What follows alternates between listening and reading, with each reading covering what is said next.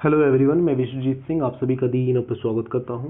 दोस्तों, आज की इस वीडियो के अंदर में हम एमए हिस्ट्री MHI 01 लेसन 8 लेखन और कलात्मक अभिव्यक्ति के बारे में पढ़ने वाले हैं। दोस्तों, ये लेसन बहुत ज़्यादा इंपॉर्टेंट है। इसमें से 2 क्वेश्चंस बनते हैं जो आपके एग्जाम में पुटअप किए जाते हैं, और वीडियो के लास्ट में जो आपके बुक के क्वेश्चन है वो भी हम करने वाले हैं। तो वीडियो को लास्ट तक देखिएगा, ठीक है, जिससे आपको चीज़ें समझ में आई। और आप सभी बच्चों से एक रिक्वेस्ट है, अगर अभी तक आपने हमारे चैनल को सब्सक्राइब नहीं कर रखा है तो कर लीजिए, जिससे आने वाले समय में जो भी मैं वीडियो डालूँ एमए की या फिर और किसी अदर कोर्स से रिलेटेड कोई भी जानकारी डालूँ तो आपको समय पे मिले, ठीक है। तो उसके लिए हमारे चैनल को सब्सक्राइब जरूर कर लीजिएगा। आप हमारे चैनल को ज्वाइन भी कर सकते हैं, सब्सक्राइब के बगल में ही ज्वाइन का बटन होता है, तो आप वहाँ से हमें ज्वाइन भी कर सकते हैं। दोस्तों, वीडियो स्टार्ट करते हैं। तो सबसे पहले आज हम इस वीडियो के बारे में बात करें, चैप्टर के बारे में बात करें तो इसके अंदर हमें पढ़ना क्या है, तो लेखन कला के बारे में पढ़ेंगे। आज आप जो भी लिखते हो, जो भी पढ़ते हो, वो किस तरह से विकसित हुआ, कैसे इसकी प्रकृति जो मतलब चलते आ रही थी, ठीक है, कैसे समय के साथ परिवर्तन हुआ, उसके बारे में हम पढ़ेंगे।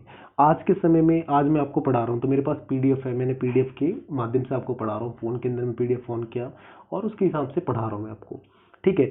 कुछ भी लिख रहा हूँ, कुछ भी बोल रहा हूँ, तो एक ध्वनि जो मैंने पढ़ा उसको ध्वनि के रूप में आपको प्रस्तुत किया, तो फिर आप उसको समझ रहे हो, ठीक है। और लेखन कला आज के समय में क्या अपने चरम पर पहुंच चुका है, एकदम हाईएस्ट टॉप पीक पे पहुंचा हुआ है, ठीक है। आज हमारे पास पेन है, पेंसिल है, कुछ भी में लिखना होता है, कुछ भी अभिव्यक्त करना होता है, अपनी भावनाएं व्यक्त करनी होती है, तो हम लिखकर बोलकर बता सकते हैं। बट स्टार्टिंग में जब ये सारी चीजें नहीं थी तो किस तरह से की जाती थी, इसके बारे में आज हम पढ़ेंगे। थोड़े से अलग अलग जगहों के बारे में जानेंगे, ठीक है, कि मेसोपोटामिया में किस तरह से होता था, सुमेर में कैसे होता था, उरुक में किस तरह से लेखन कला विकसित हुआ, चीन में किस तरह से विकसित हुआ, ठीक है। इन सभी चीज़ों के बारे में पढ़ेंगे, ठीक है। तो स्टार्ट करते हैं दोस्तों आज का वीडियो। सबसे पहले मैं बताऊं आपको बेसिक चीज, लेखन कला 3 तरह की होती है। आप इस बुक को पढ़ोगे तो आपको 3 तरह की चीजें समझ में आएंगी। पहला क्या, जो लेखन लिपि के रूप में होती है, जिसे हम लिपि कहते हैं। जैसे मान लो यहाँ पे लिखा हुआ है लेखन, यहाँ पे लिखा हुआ है राम, ठीक है, यहाँ पे लिखा हुआ है कार, ठीक है, जो भी मतलब है, जिस तरह की भी चीजें हैं, तो ये क्या है, लिपि है। एक वर्ड है, लिपि है, जिसको हमने ध्वनि के माध्यम से माना कि ये राम लिखा हुआ है, ये आम लिखा हुआ है, ये हम ध्वनि के माध्यम से मान लिया, ठीक है। तो ये एक लिपि है। तो पहला तरीका क्या हो गया, लिपि के माध्यम से अपने आप को व्यक्त करना, ठीक है, लिपि के माध्यम से व्यक्त करना, पहला माध्यम हो गया। दूसरा हो जाता है चिन्ह के माध्यम से। चिन्ह मतलब क्या होता है, किसी तरह का निशान, किसी तरह का मार्क, ठीक है, चिन्ह के माध्यम से अपने आप को व्यक्त करना। जैसे मान लो आपने मुझसे पूछा, सर ये वाला क्वेश्चन सही है क्या, मैंने कहा सही है, तो ये क्या हुआ, एक चिन्ह हो गया।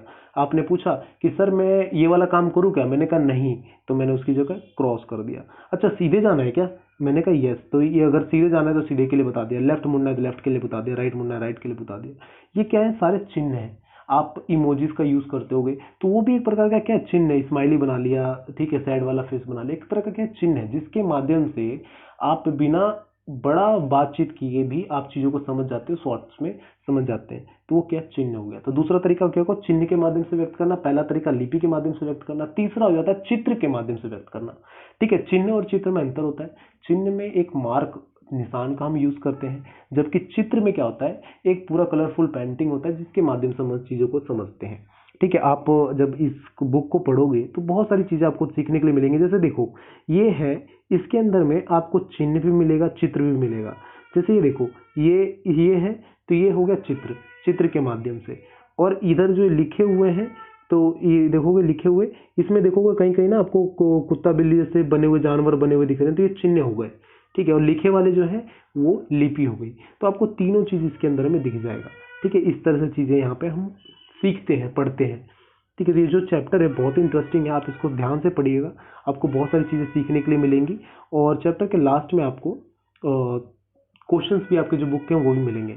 दोस्तों, मैं आप सबसे माफ़ी चाहूँगा कि इस तरह का जो आपको नॉइज सुनने के लिए मिल रहा है, ठीक है, तो होते हैं, आज आपको इसी तरह जज करना पड़ेगा।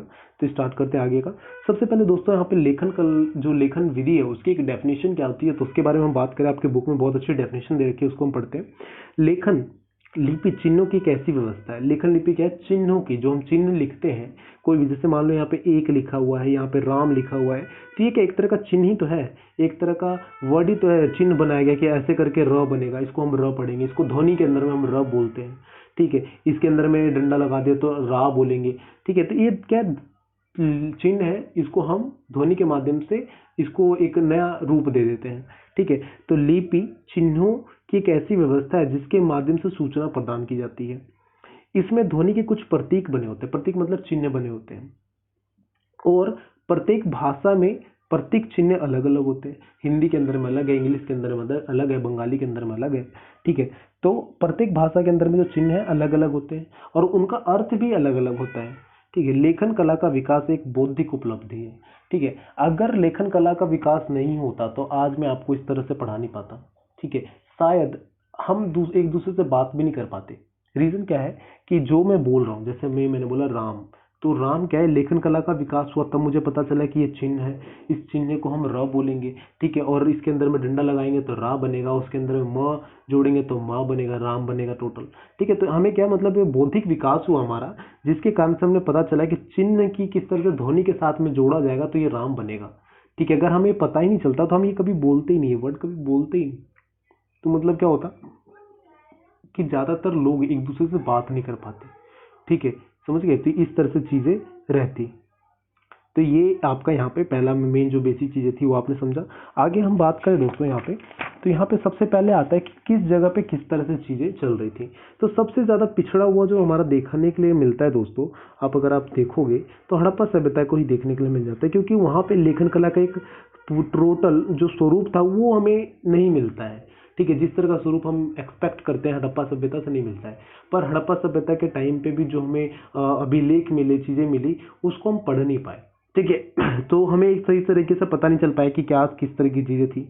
अब यहाँ पे हम बात करें सबसे पहले मिस्र की, तो जो मिस्र के अंदर में आप देखोगे तो वहाँ पे मकबरों के अंदर में, मंदिरों के अंदर में, ठीक है, जो कब्र होते थे उनके ऊपर में चित्र, वहाँ पे लिपि मिली, कई तरह की लिखावटें हमें देखने के लिए मिली कि इस तरह का लिखा गया है, ठीक है। तो यहाँ पे लोग ये मानते हैं, जो पुरातात्विक लोग थे ये मानते थे किसी बच्चे ने तो लिखा नहीं होगा, ठीक है। एक मंदिर के ऊपर में लिखा हुआ है, पत्थरों के ऊपर में सुई नोकीली चीजों से खोद कर लिखी गई है, तो बच्चों का काम तो है नहीं, तो किसी बड़े के द्वारा ही लिखा गया हुआ, लिखवाया गया हुआ, इस तरह की चीजें की गई हैं, ठीक है। जिसके अंदर में हमें ये पता चलता है कि जो जैसे मेसोपोटामिया की आप बात करोगे तो मेसोपोटामिया में क्या होता था कि मिट्टी, गीली मिट्टी के ऊपर में एक पट्टी के जैसा बनाकर उसके ऊपर में किलाकार विधि से, जिसे हम किलाकार विधि कहते हैं, कील की तरह से, सरकंडे को कील की तरह बनाकर उससे लिखा जाता था, खोद खोद कर, ठीक है। तो उसे हम सरकंडे, किलाकार विधि कहते थे, ठीक है। और मेसोपोटामिया में लिखने की विधि क्या थी कि गीली मिट्टी के ऊपर में लिखी जाती थी। वहीं पे अगर आप चीन की बात करो तो चीन के अंदर में क्या होता था, कछुए की जो खाल होती है, कछुए का जो ऊपर में कवर देखा होगा बहुत सख्त वाला, कछुए की खाल के ऊपर में लिखा जाता था, ठीक है। आप अगर मिस्र की बात करो तो वहाँ पे आपको जानवरों के हड्डियों के ऊपर में लिखे हुए मिलेंगे, हाथी के दांतों के ऊपर में लिखे हुए मिलेंगे। तो अलग अलग जगहों पे अलग अलग तरीके से ये चीजें विकसित हो रही थी, ठीक है। मेसोपोटामिया को छोड़कर जैसे अब आप चिन्हों की, जैसे मैंने बताया आपको, एक हो जाता लिपि, एक हो जाता चिन्ह और एक हो जाता चित्र। तो हर जगह पे ऑलमोस्ट आपको चित्र के माध्यम से ही व्यक्त करते हुए लोग दिखेंगे, पर मेसोपोटामिया को छोड़कर सभी जगहों पर जो शब्द थे वो चिन्ह के तौर पे प्रयोग किया जाता था। जैसे मान लो लड़का है तो लड़के के लिए ऐसे करके बना दिया, ठीक है, ऐसे करके बना दिया लड़का है, ठीक है। तो मेसोपोटामिया को छोड़कर ऑलमोस्ट सभी जगहों पे चिन्हों का प्रयोग किया जाता था, लड़का ना लिखकर इस तरह से चिन्ह बनाए जाते थे। परंतु ये सारी चीजें तो विकसित हुई, धीरे धीरे विकसित हुई, ठीक है। मिस्र में भी धीरे धीरे 4वीं शताब्दी के आते आते ऐसी व्यवस्था आ गई कि वो चिन्हों को छोड़कर आगे बढ़ गए। परंतु चीन में विकसित धीरे धीरे हुआ, पर आज भी वो चिन्हों का ही यूज करते हैं और हर एक चीज के लिए एक अलग चिन्ह बने हुए हैं, ठीक है। हर एक चीज के लिए एक अलग चिन्ह बने हुए हैं। अब जैसे देखो हम यहाँ पे राम लिखते हैं, ठीक है, यहाँ पे हम राम लिखते हैं, पर अगर हम यहाँ पे रस्सी लिखें तो भी यही वाला वर्ड हम यूज करते रहो वहाँ पे। पर चीन के अंदर में जैसे कुछ वो मटका लिख रहे हैं तो मटका के लिए जो भी उन्होंने चाइनीज में लिखा, फिर उसके बाद में अगर वो म से ही कुछ और लिखेंगे, मकान लिखेंगे, तो वो सेम वाला म वहाँ पे यूज नहीं करते, वो वहाँ पे मकान के लिए एक अलग से पर्टिकुलर चिन्ह बना हुआ है, ठीक है, तो उसका यूज करते हैं वो।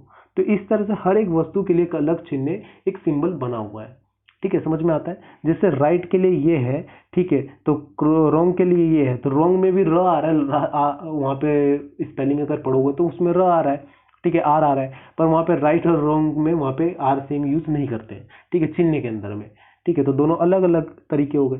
तो चिन्ह वाले चीन के अंदर में आज भी यूज किया जाता है, ठीक है, समझ में आता है। यहाँ पे लेखन कला की अगर बात करो तो यहाँ पे लेखन कला का विकास कई मतलब अलग अलग जगहों पे अलग अलग तरीके से देखा जाता है। जैसे यहाँ पे देखोगे हड़प्पा के लेखन कला का जो सभ्यता थी वो समाप्त हो गई थी ऑलमोस्ट। माना जाता है हड़प्पा के अंदर में जो लेखन कला सभ्यता थी वो समाप्त हो गई थी धीरे धीरे टाइम के साथ में। मेसोपोटामिया की जो लेखन कला था वो सुमेरियाई, जो वहाँ की जो मेन भाषा थी सुमेरियाई और अक्कद, उनकी भाषा के अंदर में हुआ, जहाँ पे 2000 ईसा पूर्व के बीच का टाइम पीरियड माना जाता है। ठीक है, बाद में अक्कदी, जो वहाँ के जो लोग थे वो धीरे धीरे अक्कदी भाषा बोलने लगे, अक्कदी भाषा वाले लोग ज़्यादा आ गए। ठीक है, तो अक्कदी भाषा में पूरी तरह से परिवर्तन हो गया। ठीक है, और वहाँ पे उन्हीं चिन्हों के माध्यम से स्वर और व्यंजन, स्वर व्यंजन का मतलब शुरुआत होता है। अगर हम जो भी बोलते हैं, किसी भी लैंग्वेज हम कुछ भी बोलते हैं, तो दो तरह के वॉवल्स का हम यूज़ करते हैं, स्वर और व्यंजन, कॉन्सोनेंट वॉवल आपने सुना होगा इंग्लिश में, स्वर और व्यंजन हिंदी में हम जिसे बोलते हैं। ठीक है, तो दो तरह की चीज़ों से मिलकर हम शब्दों का निर्माण करते हैं। ठीक है, उन दोनों से ही, जो हमारे मुंह से हम जो भी बोलते हैं, उन दोनों चीज़ों से ही मिलकर शब्द बनते हैं। ठीक है, तो ये सारी चीज़ें यहाँ पे हम पढ़ते हैं दोस्तों। ठीक है, यहाँ पे आगे हम बात करें तो सुमेर और अक्कद में जो मतलब यहाँ पे मिस्र की, मेसोपोटामिया की बात करो तो यहाँ पे किस तरह से चीजें चल रही थी, किस तरह से चीजें यहाँ पे, किस तरह से लेखन कला का विकास हुआ। तो जब संदेश वाहकों के द्वारा एक जगह से दूसरी जगह संदेश भेजा जाता था, ठीक है, तो क्या होता था कि उन्हें प्रॉब्लम होती थी। अब संदेश बड़ा है तो भूल जाते थे, या उनके चिन्ह ऐसे ऐसे होते थे, हर एक वर्ड के लिए एक अलग चिन्ह है, तो वो भूल जाते थे कि यार क्या, वहां तक जाते जाते पर प्रॉब्लम होती थी। और लंबा सफर होता था, उसमें भी दिक्कत होता था। तो उसके बाद क्या किया गया कि वहाँ के लोगों के द्वारा संदेश वाहकों को एक अलग मतलब स्ट्रक्चर में ढांचा गया, जहाँ एक राजा था उरुक का। ठीक है, उरुक का, जिससे कुबला कहा जाता था, उसने क्या किया, एक गीली मिट्टी के ऊपर में गूंथ कर, हाथी की तरह गूंथ कर, उसके ऊपर में किलाकार विधि से लिख कर दिया, और फिर वो मैसेज एक जगह से दूसरी जगह सही तरीके से सही फॉर्म में पहुंचा। ठीक है, तो वहां से भी ये लेखन कला की शुरुआत हो जाती है। ठीक है, इवन तो एक राजा ने, मेसोपोटामिया मिस्र के एक राजा ने तो इतना अनाउंस कर दिया था कि वो फर्स्ट राजा है जिसको लिखना पढ़ना जानता है। ठीक है, इस तरह का। तो यहाँ पे ये कहने का मतलब नहीं था उसका कि वही जानता है या फिर लिखने पढ़ने का हक सिर्फ राजा को या उच्च वर्ग को है। मतलब वो अपनी जो अंदर की भावना है वो बता रहा था कि मैं पढ़ना लिखना जानता हूँ, मैं कर सकता हूँ, अपने आप को श्रेष्ठ बताने की कोशिश कर रहा था। ठीक है, वहीं पे अगर आप देखोगे तो जो चिन्ह की मैं बात कर रहा हूँ, तो जैसे यहाँ पे इस राजा ने बोला कि भैया मिट्टी में गूंथ कर दिया, तो यहाँ से माना गया कि इस राजा के द्वारा ही चिन्हों का, यहाँ से लेखन कला का शुरुआत हुआ जिसपे लिखा गया। पर ऐसा नहीं है, लेखन कला का इतिहास बहुत ही ज्यादा पुराना है। ठीक है, अगर आप कुम्हार की बात करो, कुम्हार मतलब कौन, जो मिट्टी के बर्तन बनाते हैं, धोबी, जो धोबी कपड़े धोते हैं, तो वो धोबी भी कपड़ों की पहचान करने के लिए आपके घर पे आए और बगल वाले घर पे भी आए। ठीक है, 10 घर से वो कपड़े ले गए, तो 10 घर में से किस किस घर का कौन सा कपड़ा है वो पहचानेगा कैसे। ठीक है, वापस भी ले जाके देना है, कपड़ा मिस हो गया तो ठीक है, तो ये दिक्कत होती है। तो धोबी क्या करता है, अपना पहचान लगा लेता है वो हर कपड़ों के ऊपर में, जिससे उसे पता रहे कि ये वाला कपड़ा इस घर में डिलीवर करना है। ठीक है, वो पहचान लगा लेता है अलग से। तो वो जो पहचान लगाने के लिए जिस तरह का चिन्हों का यूज करता था, तो वो भी एक लेखन कला का ही माध्यम है। ठीक है, कुम्हार की बात करो तो कुम्हार भी मटका बनाते समय अलग अलग तरह के चिन्हों का यूज करता था। ठीक है, अलग अलग तरह के मटकों पर अलग अलग तरह की चित्रकारी करता था, तो वो भी एक तरह का लेखन कला का ही माध्यम रहा। ठीक है, आगे बात करोगे दोस्तों तो मिस्र के सैनिक जो हुआ करते थे, मिस्र के सैनिकों को क्या होता था कि जैसे वो राजा के साथ कहीं पे जा रहे हैं, तो राजा के साथ कहीं पे जा रहे हैं तो उनको लकड़ी की बनी रोटियां दी जाती थी, लकड़ी की बनी रोटियां दी जाती थी। रीजन क्या होता था कि अब मान लो अब कहीं पे किससे कितना कर वसूल करना है, ठीक है, कहाँ पे किस तरह की व्यवस्था है, और हर एक तरह के चिन्ह होते थे, उसमें अलग अलग तरह के चिन्ह होते थे बने हुए, और उसके हिसाब से कितनी खाद्य सामग्री कितनी इकट्ठी करनी है, कहाँ पे कितना खर्च करना है, उस तरह की उनको याद रहता था। अब उतना सारा चीजें याद रखने के लिए वो क्या करते थे, लकड़ी की बनी रोटियां रखते थे। ठीक है, जिससे अलग अलग जगहों पे वो लेन देन करते थे चीजों को उसके अंदर अनुसार याद करके। एक तीसरा यहाँ पे एग्जांपल आ जाता है, जो पशुपालक खाना बदोश होते थे, गडरिये होते थे, जो एक जगह से दूसरी जगह मैदान में चराने के लिए, अपने पशु को चराने के लिए जाते थे, भेड़ बकरी को चराने के लिए जाते थे। अब उनके पास बहुत ज्यादा मात्रा में भेड़ बकरी हुआ करते थे। अब वो जा रहे हैं तो एक एक दो दो महीने तक एक जगह से दूसरी जगह रहते थे। ठीक है, अब एक जगह से दूसरी जगह गए तो बहुत सारे जानवर है, तो कुछ मर भी जाते थे। ठीक है, कुछ चोरी हो गए, खो गए, जो भी हुआ, और कुछ नए बच्चे भी पैदा होते थे। ठीक है, तो अब उन सबको याद कैसे रखेगा, अब बंदे को पता ही नहीं कि कितने जानवर लेकर गया और कितने जानवर वापस लेकर आ रहा हो, तो फिर तो उसका नुकसान हो जाएगा। तो उसको याद रखने के लिए वो क्या करता था, अलग अलग तरह के चिन्हों का यूज करता था, अलग अलग तरह के जो प्रतीक चिन्ह होते थे उनका उपयोग करता था, जिसके माध्यम से वो याद रखता था कि मैं कितने भेड़ बकरी लेकर गया, कितने वापस लेकर आ रहा, कितने नए बच्चे हुए इसमें, कितने मर गए। ठीक है, इस तरह की चीजों का वो पता लगाते थे। समझ में आता है दोस्तों। तो यहाँ पे आप ये पूरा यहाँ पे पढ़ते हो। आगे देखोगे तो यहाँ पे जो मिस्र के अंदर में हाथी के दांतों के ऊपर में लिखा जाता था, ठीक है, अलग अलग जानवरों की हड्डियों के ऊपर में लिखा जाता था। तो ये हमें पता कैसे चलता है, तो जो अलग अलग, जैसे मिस्र की जो राजधानी है, ठीक है, हीराकोनोपोलिस करके ऐसा जो मिस्र की वहाँ की जो राजधानी थी पहले, ठीक है, तो उसके वहाँ पे अलग अलग तरह की रंगीन पट्टिकाएं मिली, अनुष्ठानिक जो यज्ञ होते थे उसके हमें साक्ष्य मिले। वहाँ पे जो व्यक्ति और देवी देवताओं के होते थे मोटे मोटे अक्षरों पे नाम लिखे हुए गुदे हुए मिले हमें, ठीक है। उसके माध्यम से हम पता लगाते हैं कि हाँ यहाँ पे इस तरह की चीज़ें होती थी, ठीक है, समझ में आता है। और जो लोग थे अपनी मतलब जो लिखावट थी वो जो हिसाब किताब रखने के लिए वो घसीट कर लिखा करते थे, और काजल और लाल गेरू जो अन्य रंग हुआ करते थे उनका इस्तेमाल करते थे कलर करने के लिए चीज़ों को ऊपर में, ठीक है, जिससे वो इस तरह से अपने लिखन कला का विकास कर रहे थे, ठीक है। तो यही है पूरे चैप्टर के अंदर में। यहाँ पे अगला जो अगर आप पॉइंट की बात करो तो यहाँ पे 8.3, तो यहाँ पे वाचिकिता, ठीक है, जो हम बोलते हैं वही साक्षरता का माध्यम बनता है, ठीक है। कहने का मतलब क्या कि किस तरीके से आपने बोला क्या माध्यम बना, ठीक है, ये चीज़ें आपने, जैसे मैंने बताया आपको कि यहाँ पे लिखा हुआ है एक या राम लिखा हुआ है, तो र एक चिन्ह है, ठीक है, उसको हमने ध्वनि के रूप में पढ़ा, ठीक है, उसके बाद हमने राम उसे बोला, ठीक है। तो किस तरह से ध्वनि का माध्यम बनता है ये यहाँ पे वर्क करता है, ठीक है। तो ये इस वाले यहाँ पे पूरा आ जाता है आपका। आगे दृश्यात्मक आप पढ़ोगे तो दृश्यात्मक वाले में दृश्य के बारे में बताया गया, जितने जो भी चीज़ें हैं यहाँ पे ना आपको मैंने पहले ही बता चुका हूँ, तो आपको अपने आप भी एक बार थोड़ा सा देखना है। दृश्यात्मक हो गया जहाँ पे आप दृश्य के माध्यम से उन चीज़ों को समझते हैं कि किस तरह से गडरिया जिसके हाथ में रस्सी और वो अपनी जो भेड़ बकरी उसको चरा रहा है, ठीक है। तो इस तरह से यहाँ पे आप देखोगे आगे तो इस तरह के चित्र बने हुए हैं जिनके माध्यम से हमें पता चलता है कि ये लोग हैं वो अपने जानवरों को चराने गए हुए हैं या जो भी चीज़ें हैं इस तरह से चलती हैं, ठीक है। कई तरह के हमें मनके मिले, मोहरे मिले, ठीक है, जिसके ऊपर भी कई तरह के चित्र बने हुए थे जहाँ पे अलग अलग राजाओं के नाम या फिर अलग अलग राजाओं के जो उनके प्रतीक चिन्ह होते थे, उनके राज्य के प्रतीक चिन्ह वो भी हमें देखने के लिए मिलते हैं, जिससे हम ये अंदाजा लगा पाते हैं कि अच्छा इस राजा के द्वारा ये रिलीज किया गया था, बनाया गया था, ठीक है, बनवाया गया था। तो ये भी हमें पता चलता है, ठीक है।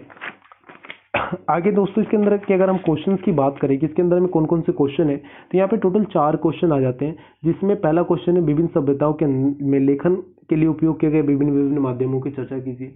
तो मैंने आपको बताया कि हड़प्पा के जो माध्यम थे वो ऑलमोस्ट पतन हो गए थे, खत्म हो गए थे, ठीक है। फिर भी हड़प्पा में से कई तरह के हमें जो साक्ष्य मिले, अभिलेख मिले, ठीक है, वहाँ पे लेखन व्यवस्था उतनी ज़्यादा थी नहीं, हड़प्पा की जो लेखन व्यवस्था हमें जो साक्ष्य उतनी ज़्यादा मिली नहीं है, ठीक है।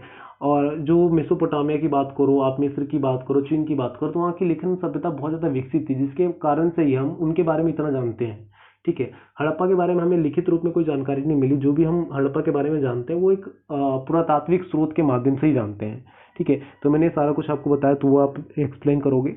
यहाँ पे आपको अगला एक आ जाता है, यहाँ पे आपका क्वेश्चन, अगला क्वेश्चन आ जाता है लेखन के आरंभिक चरण में जिन विषयों की चित्रण किया गया उनके विषय में संक्षिप्त जानकारी दीजिए। इसको तो अवॉइड कीजिए, मतलब आपके देखा होगा जो मैंने इमेज बताया कि किस तरह की इमेज थी, तो वहाँ पे किस तरह से लेखन कला का विकास हो रहा था, धीरे धीरे कहाँ पर किस तरह से विकास है वो आपको बताना है, ठीक है। मौखिक परंपरा से अभिलेखी आरंभिक लिखित साहित्य का संक्रमण का विवेचना कीजिए। मौखिक परंपरा क्या, जो हम बोलते हैं, ठीक है, मुंह से बोला और उसी को हमने एक्सप्लेन कर रहे हैं, जैसे जो लिखा हुआ है वो मैं पढ़कर आपको बता रहा हूँ, तो क्या मौखिक परंपरा हुई, ठीक है। तो इसका किस तरह से इम्पैक्ट पड़ा था, संक्रमण हो रहा था साहित्य समाज के अंदर में, वो भी देखने के लिए मिलता है, ठीक है। तो उसके बारे में आपको बताना है। आप साहित्य की बात करोगे तो मेसोपोटामिया के अंदर में कई जगह पर हमें साक्ष्य मिले कि वहाँ की साहित्य जो उनकी हिस्ट्री थी, इतिहास लिखने की कोशिश की जा रही थी, और राजाओं द्वारा लेखन कला का सबसे अच्छा फायदा क्या यूज कर रहे थे वो, कि वो जो भी उनको बोलना होता था, जो भी उनका मैसेज होता था वो लेखन कला में लिखते थे, जिससे उनका मैसेज परिवर्तित ना हो। कई बार क्या होता है कि आप यहाँ से आम बोलोगे और आगे आगे जाते जाते जाते जैसे जिस लास्ट पर्सन होगा उसके तक जाते जाते वो इमली में बदल जाता है, ठीक है। तो राजाओं द्वारा ये लेखन कला का उपयोग बहुत अच्छे तरीके से किया गया। इवन जो पंडित पुरोहित होते थे उनके द्वारा मंत्रों का जो उच्चारण होता था वो लेखन कला पे लिख दिया गया, कि जिससे आने वाले समय में लोगों को ये पता चल सके, ठीक है। लास्ट यहाँ पे क्वेश्चन आता है कि आरंभिक मिस्र और हड़प्पा सभ्यता में पाए गए प्रतिबिंबों के प्रतिरूपों की उल्लेख कीजिए। तो जो अभिलेख जो मतलब प्रतिरूप मिले, चिन्ह मिले, तो यहाँ पे सिमिलर जांचने की कोशिश की गई कि दोनों एक जैसे तो नहीं है, दोनों का टाइम पीरियड एक जैसा तो नहीं है, तो यहाँ पे नहीं मिलता है, एक जैसा नहीं मिलता है। इवन जैसे आप देखोगे बाकी आप नगर सभ्यता देखोगे तो धीरे धीरे धीरे धीरे समय के साथ परिवर्तित हुआ, ठीक है, और एक साथ मतलब अलग अलग जगह पे देखने के लिए मिला। पर जो अभी लेखन कला था ऑलमोस्ट एक साथ देखने के लिए मिला, क्योंकि अलग अलग जगहों पे अलग अलग तरीके से लेखन कला का शुरुआत हो चुका था।